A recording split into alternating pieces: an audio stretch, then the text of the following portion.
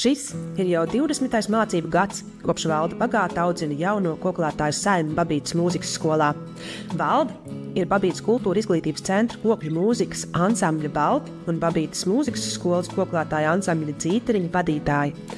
Darbā ar bērniem un jauniešiem Valda iegulda sevi visu, un tie, kuri mācījušies pie viņas, lieliski apzinās latviskuma nozīmību, ir savas valsts un tautas patrioti. Valda ir ļoti uzcītīga ar darbu un ļoti piekasās pie detaļām, bet tas, man liekas, padara to mūsu spēlēšanu uz nākamo līmeni un neļauj tādām paviršībām būt uz skatuves. Un, man liekas, tās detaļas ir ļoti svarīgas. Šī gada vasarā Balti vispārējos latviešu dziesmu un deju svētkos ieguva lielo balvu kā labākais koklētāja ansamblis Latvijā.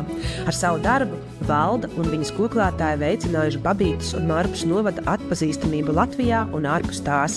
Skolotāja Valda ir visenerģiskākais cilvēks, ko es pazīstu. Viņa no mums prasa ļoti daudz, bet tā ir tik jauku attieksmi.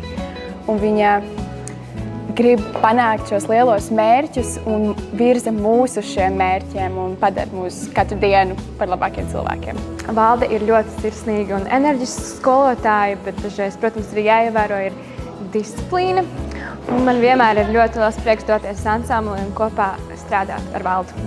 Valda Bagāta ir ne tikai pedagoģi, bet arī ilgadēji Pierīgas reģionu kokļu ansambļu virsvadītāji. Vienmēr savus darba pienākumus veikusi ar izcilu kvalitāti gan mākslinieciskajā, gan organizatoriskajā darbā.